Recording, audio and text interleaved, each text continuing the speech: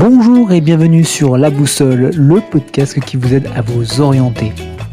Dans ce podcast, la parole est donnée à des étudiants et étudiantes de différents univers pour se faire un retour d'expérience sur leur formation.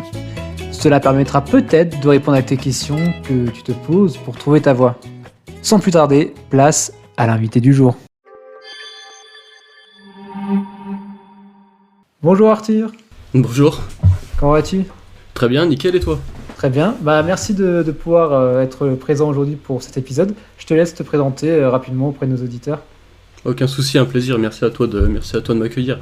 Alors bonjour à vous, bonjour à toi, je m'appelle Arthur Mariet, j'ai bientôt 22 ans et je suis actuellement en Master 2, donc en études au sein de l'université d'Epitech qui forme des ingénieurs / développeurs en informatique. Donc je suis en dernière année et j'espère qu'il se terminera de la meilleure façon possible. Top, très bien. On va tout de suite aller plus précisément dans ta formation. D'abord, déjà, qu'est-ce que tu as fait avant la formation ? Qu'est-ce que tu as fait au lycée ? Pour mes années de lycée, c'est plus d'actualité, mais j'ai fait un bac S, donc je suis rentré en seconde générale. Ça, je pense que c'est toujours comme ça. Mais ensuite, j'ai enchaîné sur une première et une terminale S, parce que je voulais m'orienter vers des métiers de la tech, métiers de la science. Mais maintenant, je sais qu'il n'y a plus trop ces filières-là, donc je sais pas comment est-ce que ça fonctionne. Mais en bon, tout voilà. Cas, il faudrait plutôt aller sur du scientifique, si je comprends bien. Tout à fait, voilà, c'est ça. Peu importe la manière dont les lycéens choisissent c'était leur I2D, okay. Les anciens trucs, voilà, c'est ça. Ok, plutôt quelque chose de scientifique. Et ensuite, est-ce que tu peux nous en dire plus sur comment se déroule en fait chaque année ? Parce que du coup, tu es en 5e année. Ouais. Peux-tu nous dire un peu précisément qu'est-ce qui se passe en année 1, année 2 ? Ouais, bien sûr. Alors, faut savoir, je pense que c'est bon d'expliquer d'abord comment fonctionne la notation et la pédagogie à Epitech pour pouvoir comprendre par la suite. J'espère qu'on a un petit peu de temps. Il n'y a pas de souci, et puis, tout le temps. En gros, les trois piliers de ce pourquoi est-ce que j'ai choisi Epitech, il y a premièrement la pédagogie. On s'écarte totalement de la pédagogie classique qu'on connaît tous, c'est-à-dire professeur, horaire 8h-18h, cours théorique, contrôle papier, tout ça on oublie. Ça on éradique, on met de côté. Epitech a instauré ce qu'on appelle une pédagogie par projet. En gros, c'est-à-dire qu'on a une liste de projets, un panel de projets à choisir. Et vous avez tous les mois de 1 à 2 projets à rendre, seul ou en équipe. Enfin, c'est comme ça que ça marche, c'est pédagogie par projet. Et vous êtes pareil, libre de vos horaires, libre de venir à l'école à l'heure que vous voulez, pas venir pendant une semaine si vous voulez, venir à 1 heure par jour. C'est ça les bienfaits et les bénéfices d'Epitech, donc c'est comme ça que ça marche la pédagogie par projet. La pédagogie à Epitech. Et pour valider vos années, donc valider toutes les années, vous devez à la fin avoir 60 crédits. C'est comme ça que chez Amars, vous voyez ça comme des jetons. À la fin de chaque année, vous devez obtenir un palier de 60 crédits. Donc à vous de choisir vos projets en fonction des goûts et en fonction également du palier à atteindre en fait. Donc voilà, pour que vous puissiez bien cibler et bien comprendre comment est-ce que ça marche à Epitech. Donc pour la première année Epitech, c'est ça qui va être décisif. En gros, parce qu'on a les 5 premières semaines de la première année, ce qu'on appelle une piscine. Une piscine à Epitech, on est dans le grand bain de l'informatique. Pendant 5 semaines, de 9h à 18h au minimum, on est baigné dans l'informatique. On mange du code, des projets à rendre et une note à la fin de la journée. Donc voilà, c'est ce qui va faire que vous allez choisir de rester ou non. En l'occurrence, moi, pour la petite anecdote, on était une centaine au début, et on était plus que 70 à la fin de la piscine. C'est-à-dire qu'il y a 30 personnes qui se sont rendus compte que c'était pas pour eux, que c'était trop... on mangeait trop de code en fait, qu'il n'y avait pas de papier, ça sortait... on sort de la pédagogie classique, ça leur a pas plu. Voilà, donc on a une piscine. Il faut savoir que la première année, elle est dédiée au C. Dis-moi s'il y a des questions, il n'y a pas de souci. Pour le coup, une question, c'est, tu disais 5 semaines d'affilée. Est-ce que c'est 5 semaines avec ou sans les week-ends ? Ah, il n'y a pas les week-ends. Hein. Enfin, si, les week-ends sont... tu dois travailler pendant les week-ends. C'est vraiment hardcore. Parce que je me suis un peu renseigné et je trouvais quand même ça intéressant parce que quand tu dis 5 semaines, on peut penser on fait du lundi, vendredi, mais non, pas du tout. C'est vraiment 5 semaines d'affilée. Ouais, c'est 5 semaines quoi. Et les week-ends sont même plus hardcore que les jours normaux. Donc c'est pour ça que je dis qu'il faut bien s'accrocher, mais après les 5 semaines là, en général, c'est bon. Si t'as passé ce palier là, t'es considéré comme un tech 1, on appelle ça, t'es un tech 0 au début. T'as passé le palier et c'est bon pour toi. Et donc voilà. Faut savoir que la première année, elle est dédiée à un langage en particulier. Donc on apprend à coder en C, donc c'est le langage C, en piscine notamment, même s'il y a bien d'autres langages appris derrière. Mais voilà, donc la piscine de 5 semaines, ensuite on enchaîne sur des projets classiques, on choisit des projets, mathématiques, développer des jeux vidéo, on aurait des applications, des sites web, plein de choses à choisir, mais en fonction de vos préférences et du palier, donc des 60 crédits. Donc voilà pour la première année, dédiée au C. La seconde, pareil, on enchaîne sur une piscine, mais cette fois-ci de 3 semaines, donc piscine de C++ cette fois-ci. Donc vu qu'on a déjà été baigné dedans, on sait à quoi s'attendre, on y va plus en mode détente, donc c'est un peu plus cool, on va dire. Et ensuite, pareil, année pour le moins classique, avec une liste de projets à choisir, projets qui s'intensifient en termes de compétences en fonction des années, ce qui est normal. Et voilà. J'ai oublié de dire aussi qu'il y a un stage en entreprise en fin de première année. Et ça, tu l'as fait où, le stage? Le stage en entreprise, je l'ai fait, la première année, je l'ai fait chez mon père, parce que il avait besoin d'un développeur, du coup je me suis dit c'est la porte à côté, donc j'y suis allé. Donc voilà, c'est Gaz Direct l'entreprise, pour qui souhaite savoir. Et c'est pas voilà. compliqué peut-être en première année, vu qu'il n'y a que le langage C en connaissance? Si, tout à fait. C'est pour ça qu'il faut il faut travailler aussi de son côté sur d'autres compétences ou des choses comme ça, parce que c'est rare. Déjà c'est compliqué de trouver un stage en première année, parce que les entreprises elles recherchent de l'expérience. Mais du coup c'est à vous un petit peu de vous renseigner de votre côté. Parce que comme j'ai dit, Epitech, je sais pas si je l'ai dit, mais l'acquisition de vos compétences et de vos connaissances, en fait, elles dépendent uniquement que de vous. C'est-à-dire qu'il n'y aura pas de professeur et pas de cours théoriques. C'est à nous d'aller sur YouTube, à nous d'aller sur Internet pour nous renseigner comment on code en ça, comment est-ce qu'on fait. Epitech il nous fournit un énoncé, il nous balance ça comme ça, et ensuite c'est à nous de nous débrouiller à apprendre. Mais vous avez quand même un peu un suivi, peut-être des points réguliers quand même, ou c'est vraiment lâché? Bien sûr. Okay. Ouais, tout à fait. Toutes les semaines, on a un suivi, on a ce qu'on appelle les AER, assistants Epitech Région, qui sont là pour nous aider en cas de besoin. On va les voir si jamais on a un problème. Donc voilà, c'est comme ça que ça fonctionne. Ensuite, donc deuxième année, c'est bon pour le stage, c'est bon. La troisième année, donc année classique, il n'y a pas de piscine, donc là c'est un petit peu plus tranquille. Pour moi, c'est l'année qui a été le plus tranquille. Exactement, le soulagement. On commence l'année tranquillement, mais on commence également avec un projet qu'on appelle le projet EIP. Le projet EIP, c'est un projet sur 3 ans, donc qui commence cette troisième année-là. Donc choisissez bien vos partenaires. Et c'est ce projet-là, en gros, qui va faire que vous alliez réussir votre 5e année, votre master, en fait. C'est un projet sur 3 ans, et ça va être barrage, en fait, pour votre master. Donc ça commence en 3e année. Et sinon, la 3e année se déroule comme une année classique, toujours des projets. Cette fois-ci, les projets sont plus cool. On part plus sur des développements d'applications, des jeux vidéo avec des moteurs 3D, des choses comme ça. Donc ça, c'est cool. Ça, c'est l'année qui m'a fait le plus kiffer, on va dire, en termes de projet.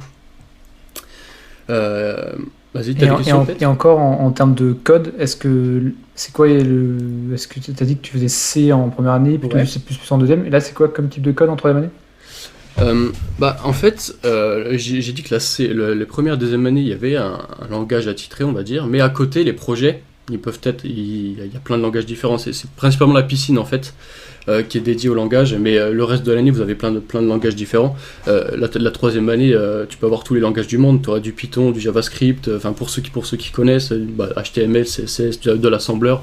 Je balance des trucs comme ça, mais t'as vraiment tous les langages. Tu peux choisir en fonction de tes préférences, de ce que tu as envie d'apprendre. Donc il n'y a pas vraiment de langage pour cette troisième année qui est dédiée. Ok, très bien. C'est plus clair.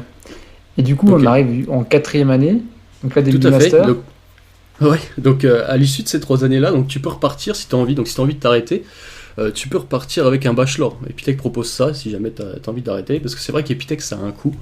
J'en ai pas forcément parlé, c'est entre 6 000 et 8 000 euros l'année en fonction des années.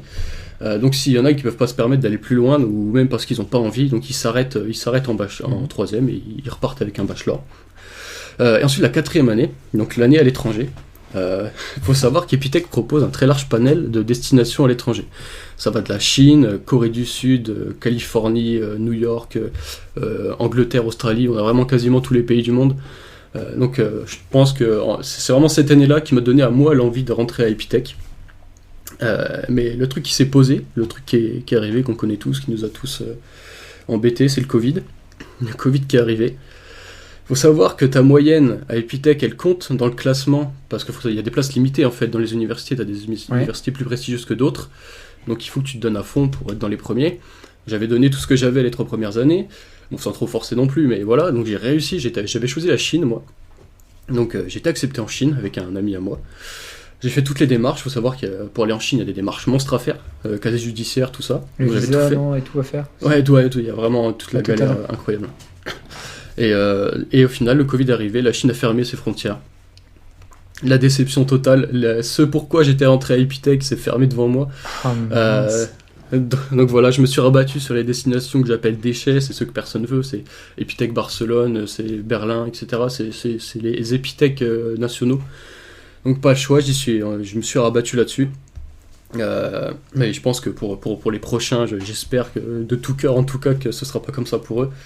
Mais donc voilà. Bon, ça te fait quand même voyager. Après, c'est sûr que, bon, entre dire je pars en Chine, oui. là, en termes de C'est ça. culture, tu te prends une Sur claque le CV, et c'est aller pas à pareil. Barcelone. Ouais, bon, tout à fait. C'est sûr que c'est Et différent. voilà. Bah j'y suis allé, je suis allé à Barcelone 3-4 mois, donc pareil toujours avec mon ami parce qu'on s'est vu refuser du coup l'entrée. Mhm. Et du coup on a été 3-4 mois en Espagne sur 9, et parce au bout d'un moment on s'est dit que ça nous plaisait plus, que vraiment l'Espagne on n'aimait pas ça, on avait décidé d'aller en Chine.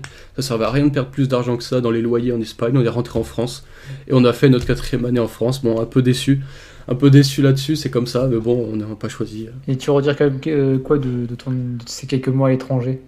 Est-ce qu'il y a quand même eu un peu de positif? Ouais, oui, bien sûr qu'il y a eu du positif. Le fait de se retrouver tout seul, loin de tout le monde, ça te rend autonome, ça te rend autodidacte. T'as l'impression de vivre tout seul pour la première fois, de dépendre de personne. Donc j'étais en coloc, c'était cool. C'était cool quand même d'être expatrié pendant quelques mois. Mais on a très vite eu, enfin moi en tout cas, le mal du pays et l'envie de rentrer, parce que je sais pas ce que je voulais à la base. Je m'étais donné toutes ces années pour aller en Chine, mais donc voilà. Et l'Espagne, je suis pas très fan à la base, mais c'était les seules options qui étaient valables, donc voilà.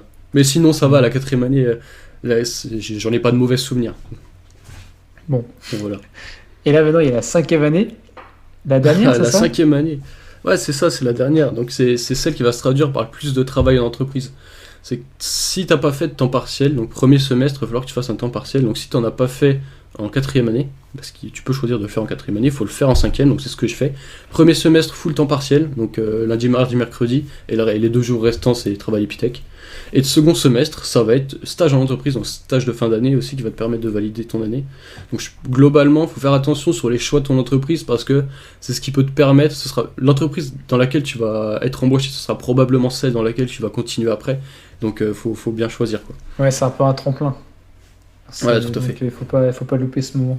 Bah, c'est intéressant à savoir pour les futurs étudiants qui iraient dans cette filière, de se dire, bah attends, Futur la tech. 5e année, Ouais. les futurs tech.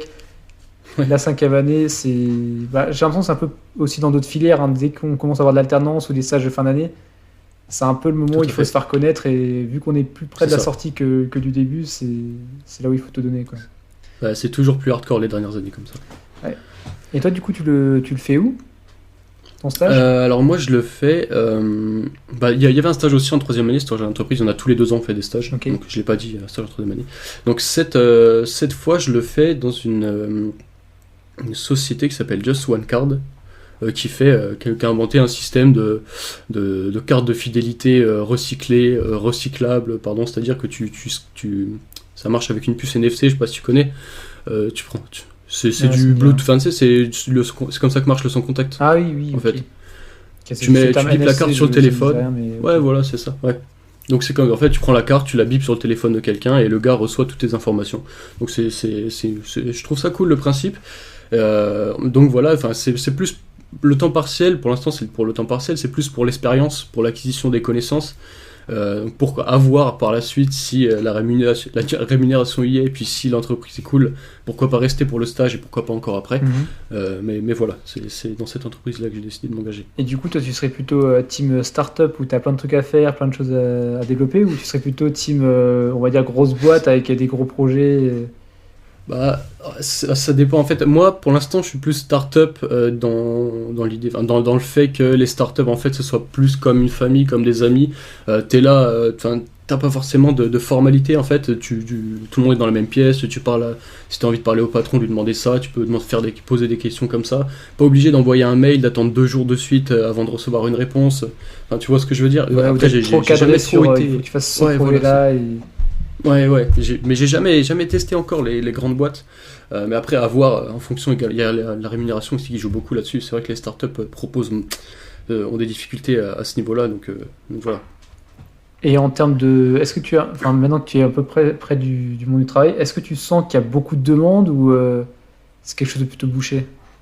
Ah non, non, il y a vraiment beaucoup de demandes. Il faut savoir que j'ai mis à jour mon profil LinkedIn il n'y a pas longtemps. J'ai postulé à 10 entreprises, je veux dire qu'il y en a 8 qui ont répondu favorable.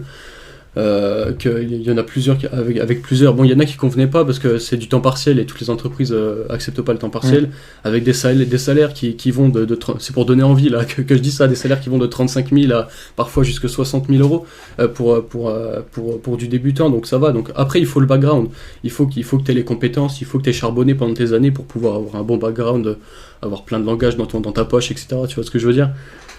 Ça sort pas de nulle part quand même, parce que t'en as qui sortent d'Epitech. Ils ont les seules choses qu'ils savent faire, c'est de la gestion de projet, donc ça va. C'est pas terrible quand tu viens d'Epitech, mais bon voilà, il y a plein de débouchés. C'est vraiment je pense les métiers dans lesquels il faut le plus s'engager en ce moment, quoi. Donc finalement l'école coûte cher, mais ça peut être une forme d'investissement. C'est ça. Dans 5 ans tu donnes à fond. Oui. Ouais, voilà, c'est ça, c'est rentable, c'est un investissement.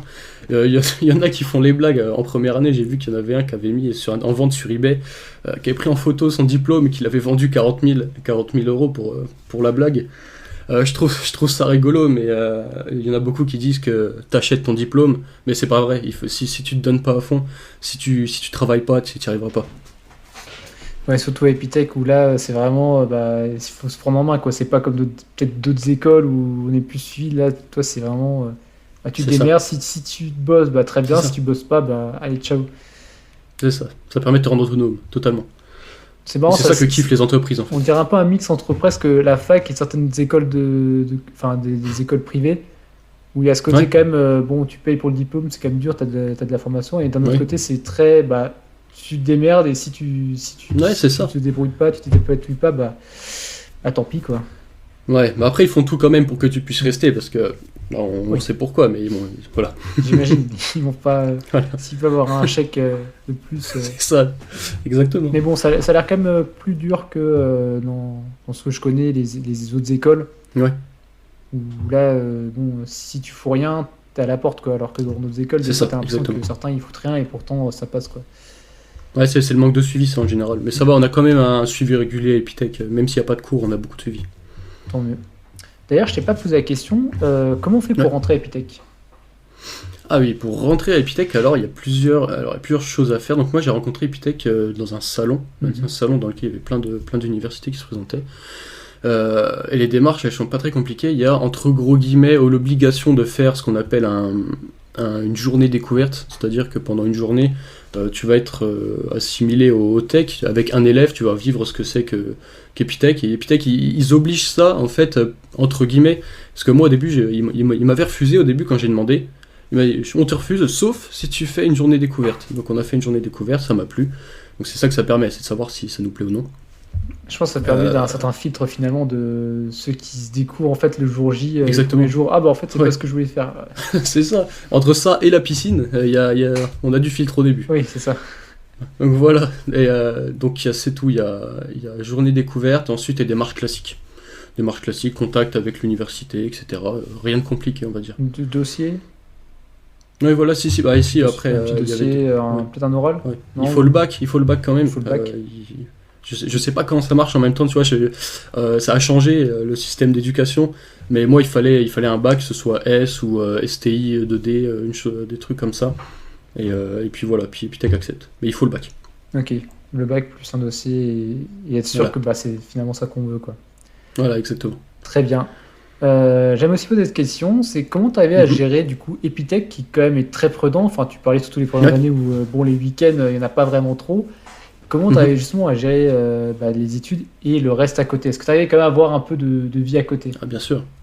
Alors c'est ça justement que permet Epitech. C'est que j'ai parlé de la piscine, ça parlait hardcore, j'ai dit qu'il n'y avait pas de week-end, mais le reste, c'est à vous. En fait, par exemple, je vais prendre l'exemple d'un projet qui dure 3 semaines.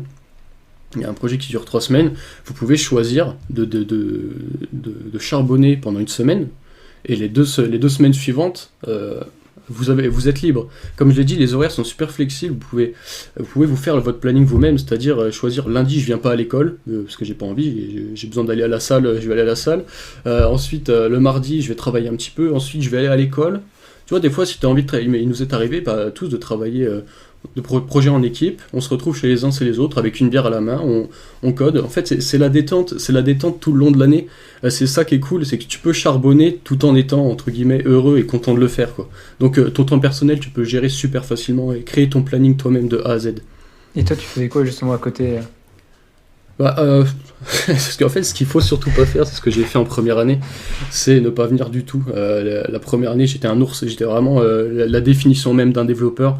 Je restais dans mon coin, j'avais mes canettes à côté, je développais, et je venais pas à l'école, même si parfois on est obligé de venir, parce qu'il y a des présentations de projets, quelques fois on est obligé de venir. Mais voilà. Et ensuite, en deuxième année, on m'a bougé un petit peu. Il y a des amis qui m'ont bougé. Je me suis rendu à l'établissement. Je me suis fait des connaissances. Et c'est ce qu'il faut faire. C'est ce que je conseille aussi. C'est ne pas rester dans son coin. C'est aller vers les autres et aller travailler un petit peu dans l'établissement. En fait, les locaux sont ouverts quasiment H24. C'est des élèves qui sont désignés, les AER qui sont désignés pour fermer l'établissement. Donc ils ferment quand ils ont envie de fermer. Donc si tu veux aller à l'école à 21h, tu vas à 21h. C'est ça qui est cool aussi. Ouais, ça c'est assez libre. Ouais, ok, tout à fait. très bien. Pour finir sur la partie formation, est-ce que tu pourrais me citer quelques débouchés? Alors je pense que c'est assez large, mais est-ce que tu pourrais m'en citer quelques-uns ou les grands titres quand vous sortez, tu sors de ta formation? Alors tu peux être recruté de plein de manières différentes. Tu sors d'Epitech, tu t'es cadre déjà à la base. Tu peux devenir, comment on appelle ça, un manager, quelqu'un qui... Ouais, c'est ça, un manager. Bon, c'est le moins, mais vas-y, t'as peut-être une question. Non, vas-y, continue. Non, ok. C'était mais tu peux Opitech offre à la fin, déjà j'en ai pas parlé, un diplôme donc reconnu par l'État d'expert en technologie de l'information, et les entreprises te recrutent en général en tant qu'ingénieur développeur, ingénieur informatique, rarement en tant qu'expert parce que c'est un titre qui est assez rare. Et à la fin ce sera vraiment du développeur. Tu sors de là, t'es fait pour être développeur, tu seras recruté en tant que développeur back-end pour ceux qui connaissent tout ce qui touche aux bases de données, développeur front-end, design des applications, design des sites. Moi en l'occurrence là j'ai été recruté au sein de la société en tant que développeur full stack. Full stack c'est un développeur touche à tout. En gros, c'est un développeur, ouais, exactement, c'est un développeur qui sait vraiment toucher à tout et qui n'a pas vraiment de limites dans les technologies. Donc voilà, il y a vraiment plein de limites, mais surtout développeur. Okay, c'est principalement développeur, après ça qu'il y a peut-être 2-3 spécificités. Mais voilà, c'est ça, il y a 2-3 branches, okay. Mais voilà. Ok, très bien. Passons maintenant à la partie conseils. Si tu avais 3 conseils à donner, quels seraient-ils? 3 conseils à donner. Alors, tu en as déjà un peu comme ça dit, mais là on est vraiment, là c'est vraiment conseil. Ouais. Ok, alors déjà, ce que je vous conseillerais, c'est de pas vous mettre de barrière en termes d'argent. C'est-à-dire que Epitech, ça coûte, mais si c'est ce que vous avez envie de faire, faites-le. T'as des amis à moi qui n'avaient pas forcément les moyens, ou leurs parents même ne voulaient pas, rendez-vous à la banque, allez faire un prêt. C'est comme ça que ça marche. Si vous avez envie de faire quelque chose, faites-le. Je trouve que c'est dommage que surtout notre époque, il y a encore moins, il y a de moins en moins de personnes qui font ce qu'ils ont envie de faire. Mais du coup c'est pour ça, ne vous mettez pas de barrière, allez à la banque, faites un prêt. Voilà. Donc, premier conseil, ce serait celui-là. Ensuite, c'est être assidu. Bien qu'Epitech fournit une liberté incroyable en termes d'horaire et de gestion de planning, etc. Faites-vous un planning, vraiment faites-le, parce que sinon ça peut vous nuire. La première année, moi, par exemple, on a une moyenne sur 4 à Epitech.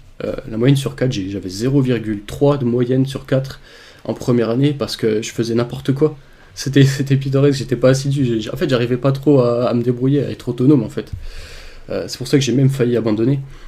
Mais ensuite, en seconde année, je me suis repris en main. Il faut être assidu, il faut se mettre des obligations tous les jours pour pouvoir réussir, parce que c'est ce qu'Epitech... Il y a 3 paliers à respecter Epitech, 3 piliers. C'est l'excellence, le travail et l'entraide. Donc il faut être excellent et trouver un moyen de se donner cette rigueur-là. Donc soyez assidus. Je parle pas comme un daron, mais je vous dis parce que c'est super important, je parle de vécu, quoi. Non, c'est vrai, tu parles Ouais. d'expérience et là Tout à tu fait, connais, tout à donc fait. c'est du maintenant quoi. C'est pas le daron qui a C'est ça. 40 ans et qui dit mais non, mais tu sais, c'était à Voilà. l'époque quand j'étais jeune. Non, non, là c'est maintenant. Jadis, oui. Jadis. Voilà, c'est tout frais. Donc voilà, et troisième conseil, donc j'en aurais pas en tête, qu'est-ce que je pourrais vous conseiller de faire ou de ne pas faire. Euh, Ah oui, il y aura surtout amusez-vous en fait. Il y a surtout ça, c'est ce que nous conseille Epitech à l'entrée en fait. Allez faire des soirées, toutes les semaines, allez en soirée le jeudi soir, réveillez-vous le lendemain à 13h si vous voulez. Ce sera pas gênant pour votre réussite. Là où j'en suis, c'est ce que j'ai fait, surtout en deuxième, troisième année. Bon après j'abusais un peu de la chose, mais ça m'a pas empêché de réussir. Donc amusez-vous, vous fixez pas des barrières de fou à travailler comme des monstres. C'est fait pour être les meilleures années de votre vie, ça a été les miennes. Donc voilà. Très bien, très beau message pour la jeunesse. Je dis ça alors que bon, je suis pas non plus si vieux que ça. Ouais. C'est vrai.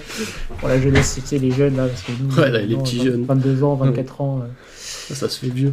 ça se fait vieux quoi. Ouais. Voilà. Et passons maintenant à la mythique anecdote. Est-ce que tu as Ouais. une petite anecdote à nous raconter pour clore cet épisode? Bah, j'ai pas forcément une grosse anecdote de fou à raconter, j'en aurais plutôt cette grosse anecdote, elle en contient 3 petites. En gros, la première année, j'ai failli me faire exclure 3 fois de l'établissement. Donc quand je vous dis que j'avais fait n'importe quoi, j'ai failli me faire exclure de l'établissement. Premièrement, parce que je trichais, donc faut savoir qu'on est noté par un robot, une intelligence artificielle à Epitech parfois. Il y a les humains et aussi une IA qui nous note. Et l'IA, elle est pas débile, elle sait très bien quand est-ce qu'on triche, quand est-ce qu'on copie le code de quelqu'un ou quoi ou qu'est-ce. Je vais pas m'étaler sur la tricherie, mais voilà. Donc voilà, au début on est tous tentés de le faire, on a été 20 à recevoir un mail, rendez-vous 17h dans mon bureau. Ça nous a foutu à tous un peu les pétoches. Ah, un coup de Donc pression. voilà, tout à fait. Le troisième jour de piscine, ça la fout mal. Donc voilà, petit coup de pression, menace d'exclusion, mais bon, pour l'instant ils font pas grand chose au début. Donc voilà. Ensuite ça va crescendo. Faut savoir également qu'en piscine, ou même en première année, on a ce qu'on appelle un temps de présence à Epitech à respecter. C'est-à-dire qu'Epitech peut fliquer grâce à votre temps de connexion au réseau d'Epitech combien de temps est-ce que vous êtes resté dans l'établissement la journée en fait.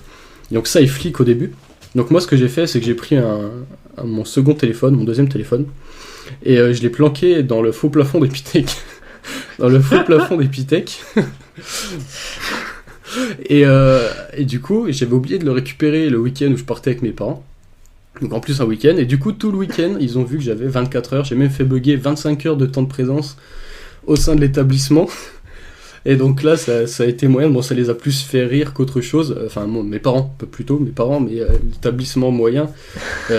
Et du coup, voilà. Il est malin, il est malin. Il est malin, notre fils. Oui, ça a été jusque tous les Epitech, ça, tout le monde en a reparlé, c'était rigolo. Mais bon, je me suis quand même fait une seconde fois menacé d'exclusion, donc après j'ai plus arrêté les conneries. Et ensuite, troisième année, donc ça je vous recommande pas de le faire, c'est ramener de l'alcool au sein de l'établissement. Il y a plusieurs années aussi, ils ramenaient des chichas, ils fumaient à l'intérieur de l'établissement, bon ça j'ai pas fait. Mais on a ramené de l'alcool au sein de l'établissement, un AER nous a pris en photo, nous a balancé. Nous a divulgué comme quoi on se droguait au sein de l'établissement, on fumait de la substance illicite, on buvait, on était ivre au sein de l'établissement. Donc laisse tomber le bazar. Là c'était vraiment sérieux comme problème. Mais voilà quoi, cette première année là, je sais pas comment j'ai fait pour la tenir. Mais voilà.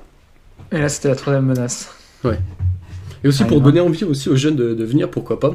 Je pas du coq à l'âne, mais il faut savoir qu'Epitech, quasiment tous les mois, en fait, il réserve, le BDE en fait réserve, enfin vous c'est BDA il me semble, réserve des bars. En fait, mettre à disposition des bars, c'est-à-dire qu'on a un bar dédié à l'établissement, et c'est ça que je faisais référence à l'amusement aussi. Le B2 est super en général, il réserve le bar pour la soirée, l'école entière a un bar à elle toute seule, donc voilà, ça fait partie entre guillemets des anecdotes, et puis enfin voilà quoi, la vie à Epitech c'est vraiment la vie à la cool. Il y a de quoi s'amuser, mais exactement. Comme tu disais, il faut quand même arriver à se cadrer et à réussir à faire le bon, comment dire, tout à fait, bien équilibrer tout ça quoi.